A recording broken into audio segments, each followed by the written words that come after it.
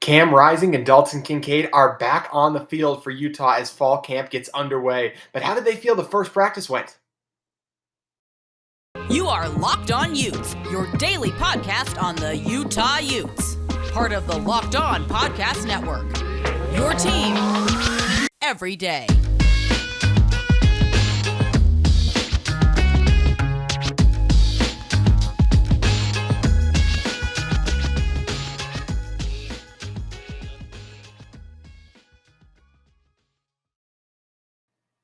Hello, everyone, and thank you for making Locked On Utes your first listen every single day. We are available on all platforms, including YouTube. Today's episode is brought to you by BetOnline. BetOnline has you covered this season with more props, odds, and lines than ever before. BetOnline, where the game starts. My name is JT Wistrcill. I was an intern inside the University of Utah Athletic Communications Department for 3 years and have now stepped outside to cover Utah athletics. And on today's show, we're going to be talking about what Cam Rising, Dalton Kincaid, and Braeden Daniels said to us during the open media portion of practice yesterday. After practice had wrapped up, offensive players and coaches and offensive coaches, plus Coach Witt, as you know, we all think of Coach Witt as more of a defensive-minded coach, but first and foremost is the head coach, of course. So got to speak to Coach Witt as well, as we talked about on yesterday's show, Coach Ludwig too. And now today, we're going to focus on what the players said. So let's start it out with Bad Moon Rising himself, Cam Rising. So Cam, the biggest takeaway from Cam's press conference that pretty much everyone had was Cam said his arm feels stronger and that he feels like he can get the ball down the field a lot easier now. You know, coming into last season, he was still coming off of, so we're going back almost 3 years now, to the 2020 season when he had that shoulder injury he sustained in the very first game of the season versus USC after he had beaten out Jake Bentley for the starting job. What a time that was, still trying to figure out who was going to win the quarterback. We had those back-to-back quarterback controversies between Rising and Bentley, and then the year after that was, of course, Rising versus Brewer. So I'm sure it was a relief for Rising to come into this year knowing he's the unquestioned guy, as well as it was for Coach Witt not having to know who his starting quarterback's going to be. But getting back into it, so Cam talked about that his shoulder just wasn't 100% going into last year and didn't really feel right the entire year. So after that, now all out of the way, he's feeling good. He feels like he's ready to go, ready to get after it, feels stronger than ever, feels like he's ready to unlock that deep ball and take this Utah offense to another level. And that's what Coach Witt talked about, was he felt like this Utah offense was missing that explosive element. Really the only thing the team's missing. I mean, run the ball extremely effectively, short passes and intermediate passes extremely deadly. That's what happens when you have two great tight ends in Dalton Kincaid and Brant Kuithe. But what about that deep threat, those 40-yard passes? And I'm not talking about a pass caught by a Britton Covey like last year or a Brant Kuithe that they then get those yak yardages up and they take it another 30 yards. I'm talking about 40 yards in the air sailing, even more than that, caught for a 60-yard gain. That was just something we didn't see a lot of out of this Utah offense. So it would be great if we could have that come together this year. We saw a little bit of a sign of it with kind of the deep connection between Cam Rising and Devon Vele in spring ball and the spring game, of course, as well. But seeing that as a full focus is going to be huge and could really take this Utah offense to the next level and really could take Cam's game to the next level, because that's the biggest thing when you look at what NFL evaluators say about Cam's game. They talk about how does he have the arm strength to be an elite NFL quarterback, because they know he's got the accuracy. So if he's able to improve that arm strength and show that last year he was only held back because of that injury, on top of the strides he's just made as a player with another year, another offseason under his belt, training and getting better, I really think he could have a chance to get himself into that first round conversation if he's eliminated the one big knock on him. So that's the biggest thing for Utah fans, knowing that Cam's arm is back and he's having a much easier time throwing the ball down the field. Another thing I thought was interesting that Cam talked about was that he still looked at the final game, the Rose Bowl, as a disappointment since they lost. And that's probably not a surprise for you guys when you hear him say it. But when you think about it, all of us as fans have looked at the Rose Bowl like it was such a great experience. Utah had never been before. It was so great just to be there.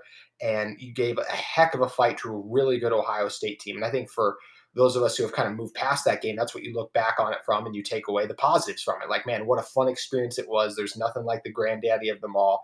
As fans, that's how we look at it. But when you're a competitor like Cam Rising, you expect to be there and you expect to win. I'm sure Cam feels like they were the better team that day and wishes he could probably have that game back and get another shot at it for an opportunity. Now, Cam obviously played lights out in that game, got hurt late, but it's just another one. I think if he would want to go back and try to get the win. He looks forward to trying to get this team back into that position this year. So just one of those reminder of how athletes kind of perceive things is where fans a lot of times can be so grateful and appreciative of what's going on. A lot of these guys, they expect to be here. They put in that time and effort every single day training, thinking about playing in the Rose Bowl. And speaking of kind of training and working towards your goals, that was another thing that Cam kind of spoke to as well, was just taking things day by day, worrying about his 20 square feet and trying to be the best quarterback he can be in order to get this Utah team back to the Pac-12 championship game and see where they can kind of go from there. Because, just taking it, that 1-0 mentality, as we've talked about a lot on this show, that's something that's really important to this Utah team. And of course, exemplified in the team's number one leader, that being Cam Rising. Another thing Cam talked about was how, because they have a lot more veterans on this team, that 17 returning starters, just guys who know the system and are back, there can put a lot more offense in early. And one of the things that's nice about that is when you are getting a lot of things thrown at you early, as Cam talked about, is you can get comfortable being uncomfortable. This is a Utah team that's going to go to a lot of hostile environments this year. None more hostile than that very first game down in Gainesville versus the Gators. That house will be rocking for the first game of the Billy Napier era, and this is a great opportunity for this Utah team to come in and get a potential program-changing win, as the momentum of that first win could push this team to heights we've never even seen before. It's how you start to build your resume for a college football playoff experience, is a big win against an SEC team. An SEC team as well that I think by the time the year closes, it's going to be a pretty good team. I think they could very well be in the top 25 because of the talent they have there, and I'm a believer in Billy Napier. So I think it would look really good for this Utah team to get that win. But that's how you start. But talking about getting comfortable, being uncomfortable. Game up in Eugene this year as well. Oregon's one of the toughest places to play in the Pac-12. And any game in the college football playoff you play, you're going to be uncomfortable in a new place, in a hostile environment. So it's so good that this team is getting comfortable being uncomfortable. Another thing that Cam talked about was just how excited he is to be back, having football, and just the stability that Coach Witt brings. And no, the Coach Witt's one of the longest tenured coaches in college football. He knows how to run a program, and I think almost everyone at this point thinks he's one of the 10 best coaches in college football, especially based on his recent track record and what he's been able to accomplish. And it's always great just to have these guys back out there and to recognize what a great opportunity to have this coming season. That's definitely something that Cam appreciates. Another thing that Cam talked about was just he wants to try to get his playmakers the ball more this season. We talked about more of those deep shots like that, but I think even guys like Brant Keithy, Devon Vele, Devon being the biggest one, of course, but how about a guy like Solomon Enos, even Dalton Kincaid? I think he realizes how special of a supporting cast he has, and that these guys have a chance to have unbelievable seasons. And the best way to do that is by getting them the ball and letting them work. And I think that's something that Cam really understands. He's one of the guys that I'm sure that was in charge of getting a lot of these offseason runs together, working to make sure that these guys were always working out together, building on that chemistry, continuing to grow it into something new. And I think it's really exciting for this Utah team that they're in that position where they have gotten in the offseason work. They're comfortable going in. They're already ahead because of the amount of veterans than a lot of other teams, not just in the Pac-12, but the country in that regard. And I just think it sets them up in really good shape for Gainesville. So as he said, just great to hear Cam's back feeling 100% and just being the great leader that he is. And I think because of him, this Utah team has an awesome opportunity this year to go do things they haven't done before. And if Cam's arm is 100% and he can reach that level of arm strength that he was talking about, where he can have one of the better arms in the Pac-12 in terms of deep yardage, then I think sky's the limit for not just him this season, but in terms of an NFL prospect as well. So always great to hear from Cam Bad Moon Rising, one of the greatest leaders Coach Witt has ever been around, he has stated. And when you got a great leader like Cam, your team is set up for greatness. And you guys have an opportunity to take advantage of how great Utah could be this year by using betonline.net. Betonline.net is the fastest and easiest way to check in on all your betting needs. Find all your favorite sports and events at the #1 online source for odds, lines, and games. Find reviews and news of every league, including Major League Baseball, NFL just getting underway, and other events like golf, combat sports, even all kinds of things, and of course, college football, what we're talking about right here. The national media is always low on Utah. Yes, the Pac-12 media has been giving them some respect, but in terms of win total, there's still some people who doubt this team can win the Pac-12 as well. Take advantage of the odds, go cash in on Utah, head over to BetOnline right now to see what you can capitalize on. Bet online today or use your mobile device to learn more about the action happening today. Bet online, where the game starts. So we talked about Cam Rising.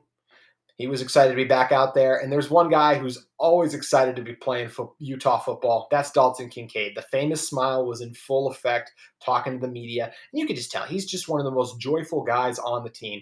I had the pleasure of interviewing Dalton after his big game versus Weber State last year for the athletic department. He was a guy who just instantly, I could tell, like, okay, this is just one of those guys you love to be around, makes everything fun. And you can tell his teammates really love being around him as well, because he's just one of those guys who makes it fun to go to work every single day. Fall camp can be such a grind, but when you have teammates like Dalton Kincaid, it makes it a lot more fun. Just don't give him the ox if you ask the rest of the Utah football guys.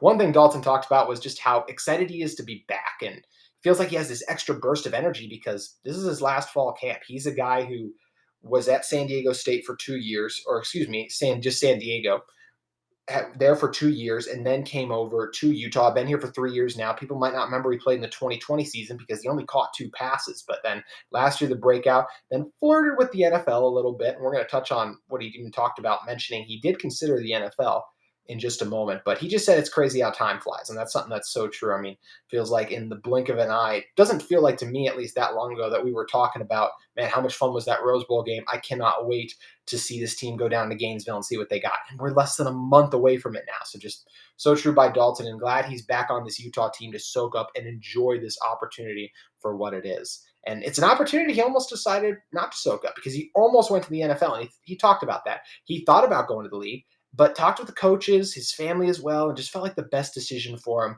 was to come back to school for another year. And personally, I totally agree with him. He turned down the NFL Combine invite, but I mean, we saw Nephi Sewell went to the NFL Combine. He went undrafted. I think Dalton would have been drafted, but I think he would have been maybe a third round pick at best, and if not that, a day 3 pick. Versus, I think he comes back this year. I think he has an unbelievable season.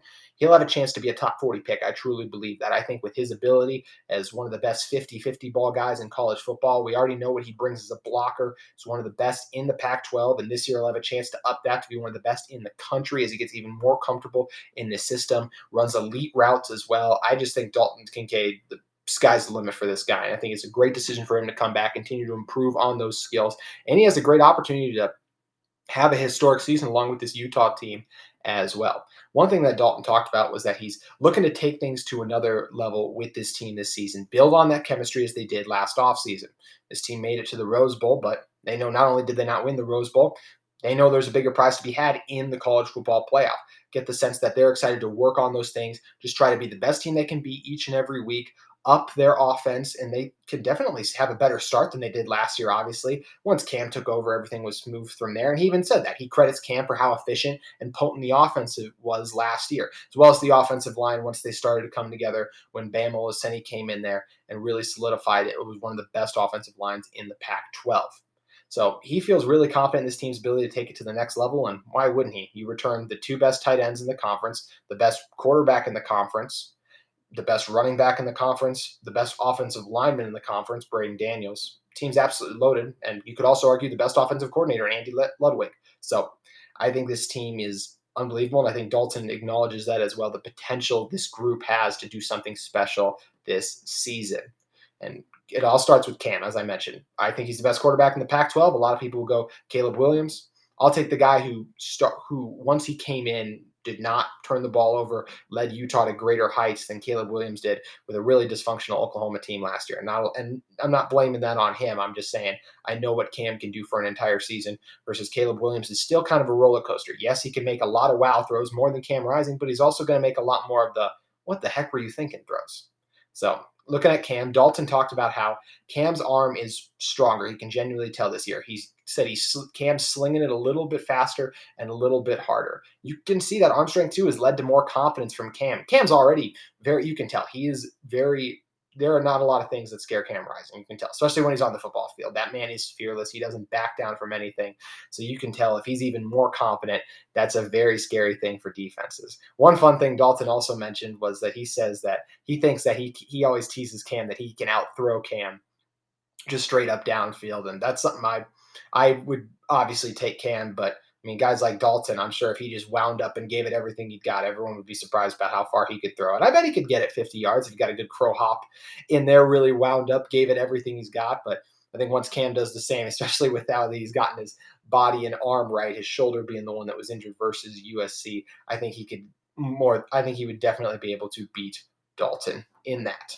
So one thing Dalton also talked about was that he said he was asked a question by a member, do you expect to hear more plays called for yourself this year? And he says he would love to hear more plays called for himself, but he said, I know we got a ton of guys in this room, which is once again a great answer. These guys are genuine 100% in what they say. They're team first players. They love seeing the other guys succeed. And he said that he loves seeing the other guys step up. And there's no one he loves seeing more step up than the other tight ends in the room. So, of course, that means Brant Keith. He talked about how he loves playing with Brant and just feels like they complement each other really well, with Dalton being more the guy you go up to for those 50-50 tightly contested balls, and Brant being the guy you can get open, a little bit better of a route runner, I would say, at least right now. So I just feel like they complement each other really well. And it's something that a lot of teams recognize, because Dalton also talked about how last year some teams were literally game planning for when him and Dalton were on the field at the same time. And that's something I expect to see teams do almost every single week, especially until Devon Vele has really broken out and established himself as a true number one receiver across the college football landscape, not just for this Utah team. Expect to see a lot of different looks, nickel looks, really targeting Dalton and Brant, trying to limit those guys from being able to have success. So always great to hear that those guys have the chemistry, and Dalton and Brant obviously were probably a big part. Being able to play together was one of the main reasons I'm sure they came back. And as Dalton also talked about, one of the biggest reasons he came back was Cam. And now that Cam's got an even stronger arm, I'd say that's a great opportunity for Dalton to have an unbelievable season. And as we talked about, raise his draft stock. Dalton also talked about the goals this year as well. He talked about how this team, feels like they're in attack mode. They really want to get after it. They want to go for it. And they feel like winning the Pac-12 championship is kind of the standard now.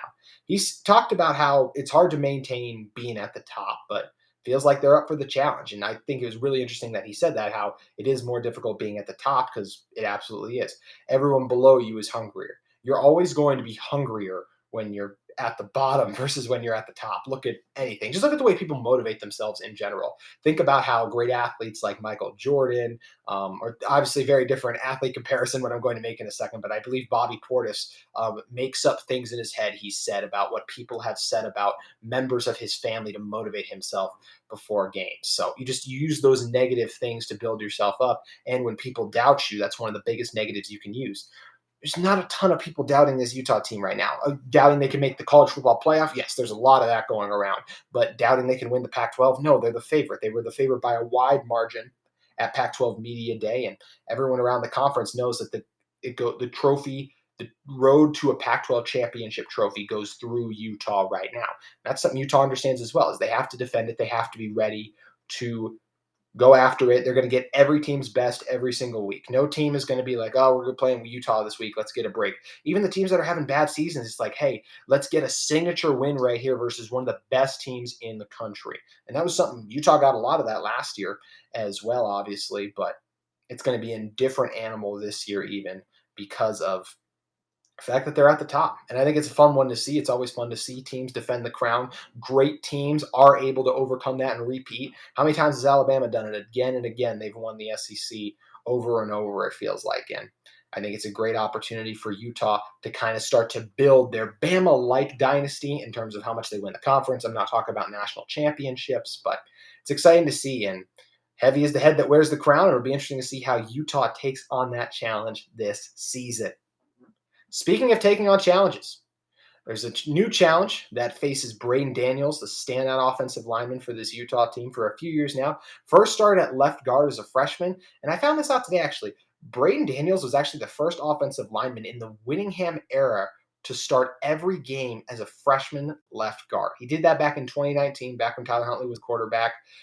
Back when that Utah team had the great season they did. And now last year we saw him at right tackle do a really good job over there. And now, not surprisingly, the standout offensive lineman, at best when returning. They ask him to kick over to the left side, and a task he feels that he's absolutely ready for. One thing he talked about was how just, obviously going from left to right, the technique is very, very similar. And he also talked about how he did it back in high school. He played high school football in Texas, one of the best high school football places you can play in. Talked about how he had to play both tackle spots. So when he came over here, even in 2018, a year before, because redshirted in 2018, was his freshman year in 2019. So in that 2018 year, he was the backup left tackle as well. So he had a little bit of experience then. So now coming back over in this system that has mostly remained unchanged outside of a few little tweaks. So it's just been about getting better each day and get kind of knocking that rust off a little bit. And versatility has been the name of Braden's game. We already talked about the multiple positions he plays. I honestly believe he could play all 5 positions on the offensive line. It's what's going to make him very appealing for NFL teams come the 2023 NFL draft is his versatility and also his character as well. You can just tell talking to a guy like Braden. He's a great guy. He's the definition of a team first guy, and he's ready to get after it and take on a new challenge. And I'm not just talking about the new challenge of being the starting left tackle. I'm also talking about being the leader of this offensive line. 2 years ago, that was Darren Paulo. Last year, that was Nick Ford, of course, and now that's him. But one of the things he talked about was how Coach Witt always preaches the next man up mentality. So he feels like it's his turn to step up, and he's got to take that role and own it. And I feel like that's something he's going to do a great job of, because that's all he's done at Utah is come in and succeed on the field as well in the classroom. He's always one of those guys who's all Pac-12 academic, and you can tell his film study is something he applies, not just his studies, not something he just applies in the school classroom, but to the football field as well. And he is an absolute mauler, one of the best offensive linemen in the Pac-12. I think he's going to be first team all Pac-12 this year. A lot of preseason love has shown that too, but Braden he has a great combination of strength. He has really silky smooth feet, takes great short and choppy steps in the run game and pass protection. He's very patient, lets guys come to him. There's no one I'd rather have watching Cam's blind side this year than Braden, and I feel like he's really ready for the challenge. And he feels like it as well. He also talked about how he felt like the team had a really good first day of practice. That's what Dalton, Cam, Coach Ludwig, Coach Witt, everyone has echoed that. And a reminder, we didn't get a chance to talk to the defensive coaches and players as well, because offense only was open after Thursday's practice. On Friday, they'll open it up for the defense. But offense talked about how they felt like it was a great first practice. And you could tell even talking to Coach Witt, I think he sounded like the defense performed really well too. He sounded really pleased with just how the practice was overall, and talked about how he felt like it was like the team's 8th or 9th practice, not their very first one, which is as great a compliment as you can honestly get from a head coach, saying that there weren't those mental errors and that it looked like you'd been doing this for a lot longer than you were. But Braden talking about how day one, like I said, felt it was good. It was good to get back out there. And he said, especially for the O block, said we still got some work to do. We got a lot more practices to do and just get better. So I'm excited. He just said he's really excited for this team and the first game as well. One thing Braden also spoke to were some of his goals for the team this season. He was another guy that mentioned that 1-0 mentality that these guys always preach. He said, just like the week 1 going to Florida, if we go in and go 1-0 each week and we take it game by game, that's how you get to an undefeated season. That's how you then get to a Pac-12 championship and possibly a Rose Bowl or possibly even a national championship. You really got to take it game by game. And he talked about how the sky's the limit for what this Utah team can accomplish. And I absolutely agree with him. And one of the biggest reasons they're in that position is because of Braeden Daniels, the leader of the O block this season. And I think he's set up to have a great year. He also talked about what some of his individual goals are for the season. Talks about how he wants to be first team all Pac-12 and all American, and even win some of the watch list awards he was named to. One of those being the Rotary Lombardi Award, which is presented annually to college football linemen on offense or defense who best exemplifies the character and discipline of Vince Lombardi. That's an award I feel like he'd be perfect for. Just listen to the way any of his teammates or coaches talk about Braden. You can tell he is one of the best guys. Was also named to another award for one of the top linemen in the country. And he's going to have a great chance to win it. So I'm really excited to see what Braden can do this year. I think he's got an awesome opportunity to help lead this team. And he's finally the face of the offensive line. He's been such a key contributor to it for the past few seasons. And now when you think of the O block, you do think of Braeden Daniels. And it's something the team knows as well. He's got the respect of his teammates, and I'm excited to see him get after it. Also, just wanted to thank you guys for listening to another week of Locked On Utes. Next week, got a ton of positional preview stuff coming for you guys. A bunch of great guests lined up. We're going to be going through the different position groups and rooms around the roster, breaking it down, what we expect from these guys this season, and what's shaping up to be one of the best seasons in Utah football history. Could very well be the best if they make the college football playoff. So it's going to be really exciting to watch and see what this team can do. If you guys are interested in just more Pac-12 football, make sure you guys head over to Locked On Pac-12. Make Locked On Pac-12 your second listen every day. Host Spencer McLaughlin and other Locked On hosts take you around the Pac-12 conference in under 30 minutes. Always realignment talk going on, lots of season previews. You know what they say, keep your friends close and your enemies closer. If you guys want to learn about some of those other Pac-12 teams, head over to Locked On Pac-12 to check it out there. So if you guys have any questions or anything you want me to talk about on next week's show, make sure you hit me up on Twitter at JT Wistrcill or hit up the Locked On Utes channel at Locked On Utes on Twitter. Hope you guys have a great weekend, and we'll see you next week on Locked On Utes.